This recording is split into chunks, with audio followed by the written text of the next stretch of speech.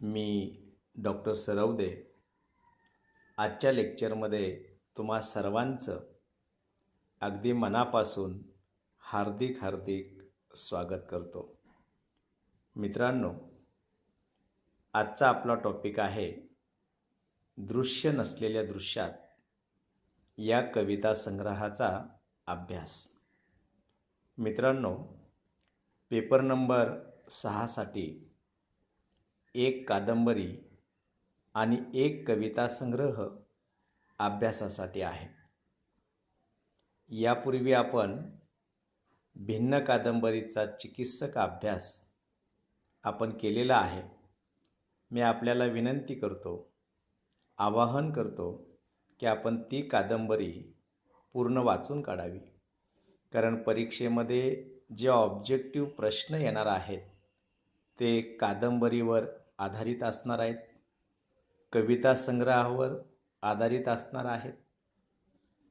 तेव्हा आपण दृश्य नसलेल्या दृश्यात हा कविता संग्रह एकदा नजरेखालून घालावा, त्यातील कविता वाचाव्यात, त्या कवितांचा आस्वाद घ्यावा, हे मी आजच्या लेक्चरपूर्वीच आपल्याला सांगू इच्छितो.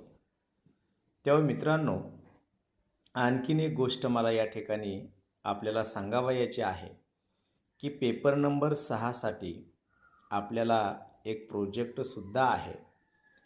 या प्रोजेक्टच्या संदर्भामध्ये विद्यापीठानं अजून गाईडलाईन दिलेली नाही किंवा प्रोजेक्ट घ्यायचा आहे की नाही, त्या संदर्भात काही वेगळा पर्याय देता येईल का, या संदर्भामध्ये विद्यापीठाच्या काही मार्गदर्शक सूचना काही दिवसात येतील.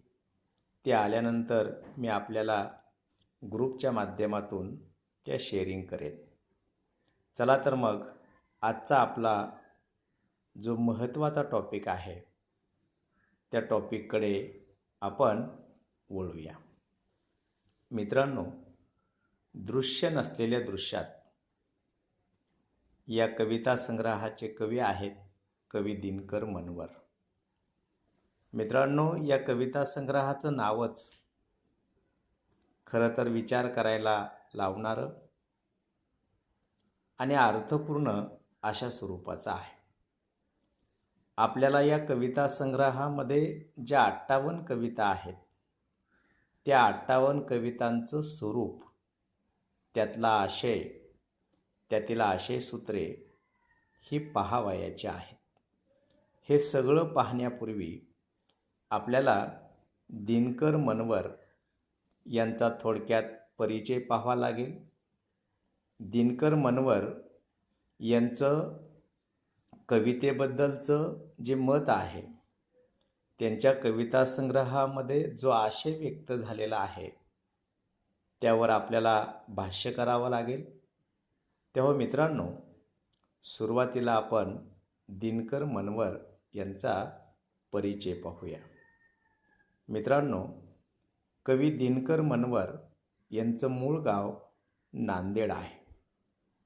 ते महाराष्ट्र शासनाच्या प्रादेशिक परिवहन खात्यामध्ये ते अधिकारी म्हणून औरंगाबादला नोकरी करतात.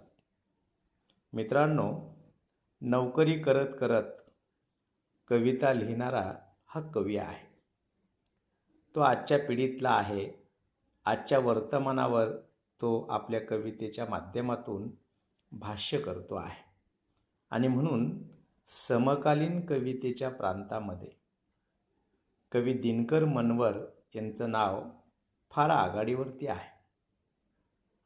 आजच्या कालखंडामध्ये कवी वर्जेश सोळंकी असतील, कवी वीरा राठोड असतील, कवी दासू वैद्य असतील, कवयित्री कल्पना दुधाळ असेल किंवा कवी मंगेश काळे असतील, अशा समकालीन कवीमध्ये कवी दिनकर मनवर यांचं जे नाव आहे ते अतिशय आदरानं घेतलं जातं.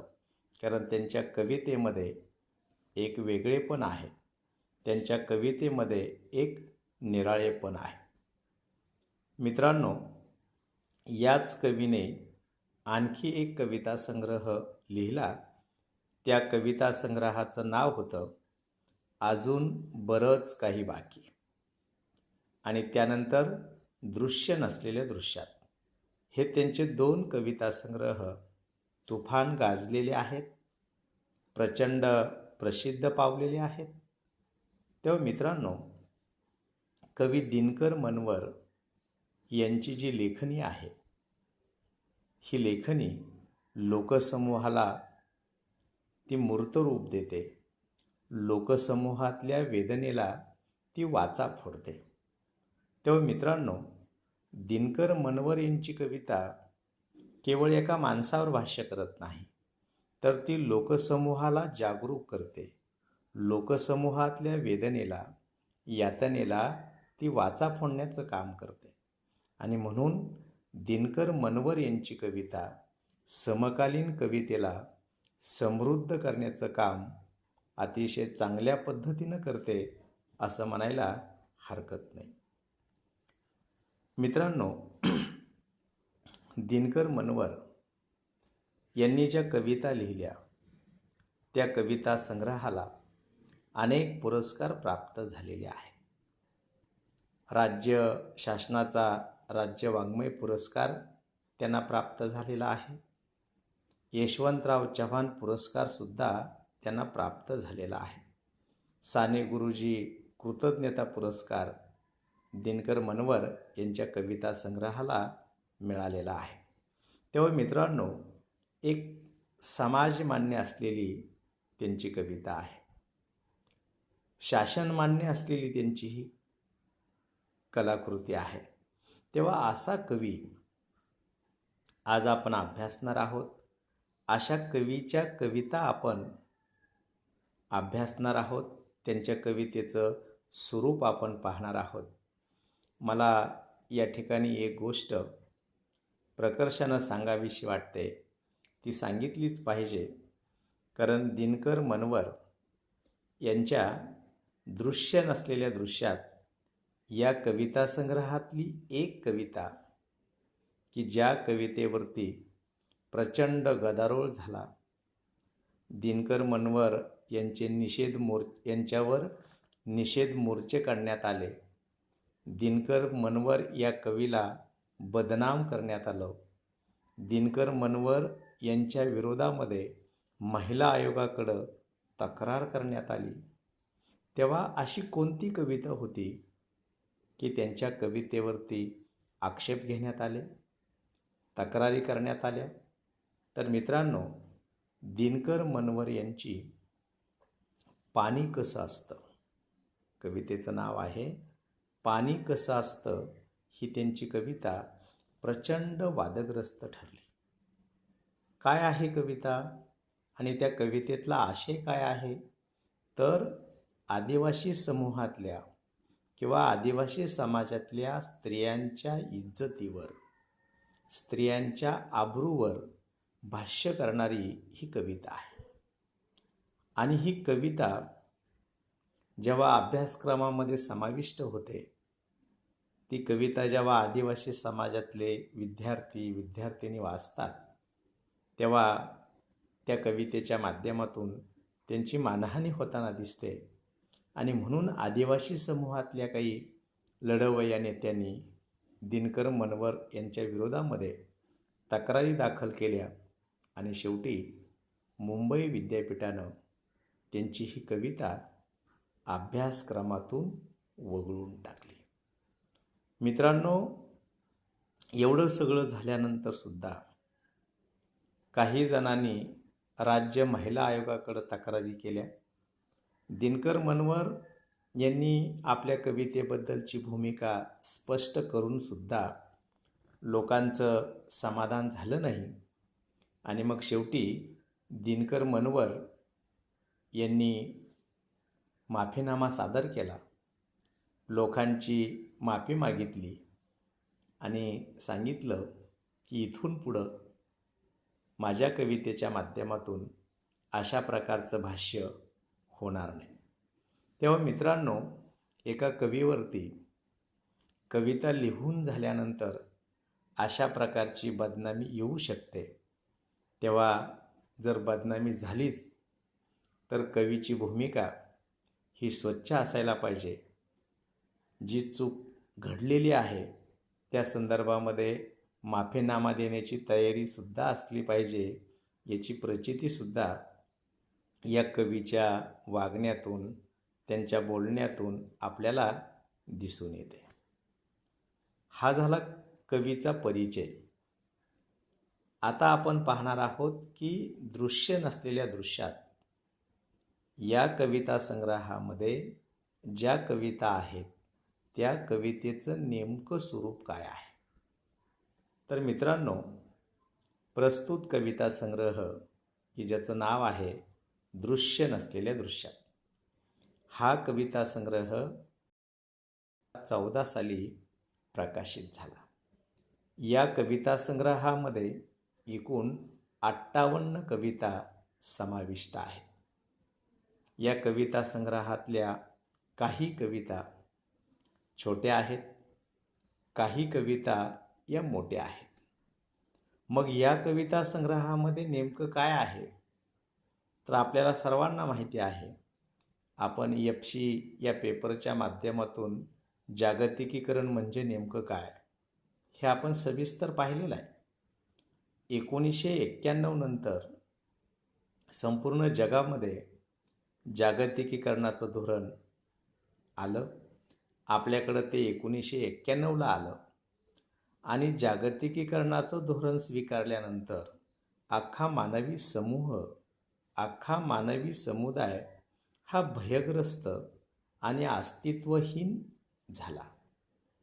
मानवाला स्वतःचं सत्वच राहिलं नाही, मानवाला स्वतःचं अस्तित्वच राहिलं नाही, कारण सगळ्या बाजूनी मानवाची कोंडी झाली.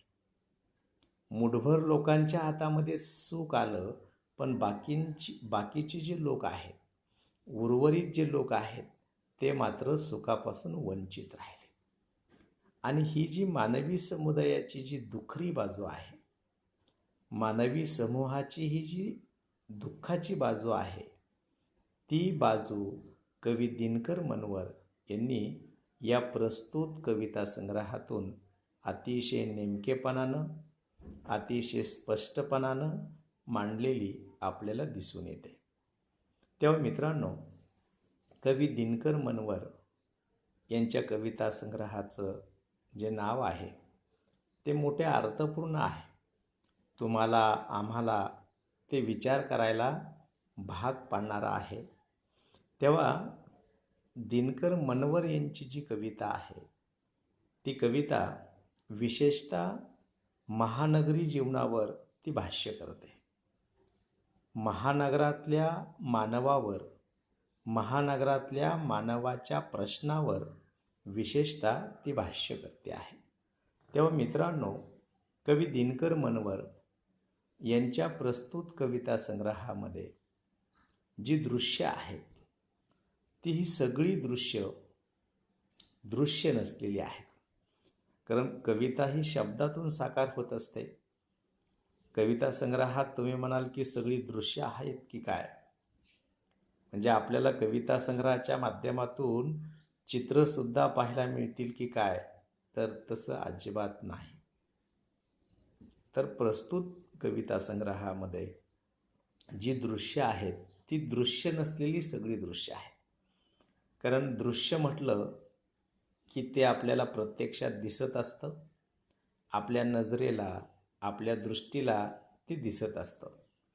आणि कवितेतलं जे दृश्य असतं ते दृश्य आपल्या नजरेला, आपल्या दृष्टीला ते दिसत नसतं. तर कवितेतलं जे दृश्य आहे ते शब्दांच्या माध्यमातून ते साकारलेलं असतं. आणि मग ही कवितेतलं जे दृश्य आहे ते आपण समजावून कसं घ्यायचं, तर ते आपल्या मानसिक पातळीवरती ते आपल्याला समजून घ्यावं लागतं. म्हणजे प्रस्तुत कवितेतील दृश्यांची जी अनुभूती आहे, प्रस्तुत कविता संग्रहातील दृश्यांची जी प्रचिती आहे ते आपल्याला मानसिक पातळीवर घ्यावी लागते. मित्रांनो, प्रस्तुत कविता संग्रहात कवी काय करतो, तर आपल्या कल्पनाविश्वातल्या अनुभवांना तो दृश्य नसलेली दृश्य म्हणतो. बघा, म्हणजे त्यांनी जे अनुभव घेतलेले आहेत आणि हे जे अनुभव विश्व आहे, त्या अनुभव विश्वाला तो दृश्य नसलेली दृश्य म्हणतो आहे. ती खऱ्या अर्थानं दृश्य आहेत, पण ती शब्दांच्या माध्यमातून ती साकारलेली आहेत. ही गोष्ट आपण कायम लक्षात ठेवली पाहिजे. आणखीन एक गोष्ट मला या ठिकाणी फार महत्त्वाची वाटते, की कवीनं शब्दातून साकारलेली जी दृश्य आहेत ती खोटी नाहीत, खोटारडी नाहीत, तर ती प्रत्यक्ष वास्तवातली दृश्य आहेत. बघा, मी काय म्हणतोय, की कवीनं शब्दाच्या माध्यमातून साकारलेली जी दृश्य आहेत ती खोटी नाहीत, ती फसवी नाहीत, ती तुम्हाला दिशाभूल करणारी नाहीत, तर ती प्रत्यक्ष वास्तवाच्या आधारे, प्रतीक आणि प्रतिमांच्या आधारे ती उभी केलेली दृश्य आहेत.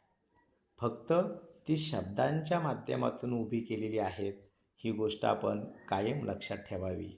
तर असा हा कवी, की ज्या कवीनं मानवांचे प्रश्न आपल्या कवितेतून मांडले, विशेषतः शहरी भागातल्या माणसांचे प्रश्न आपल्या कवितेच्या माध्यमातून त्यांनी हाताळलेले आहेत.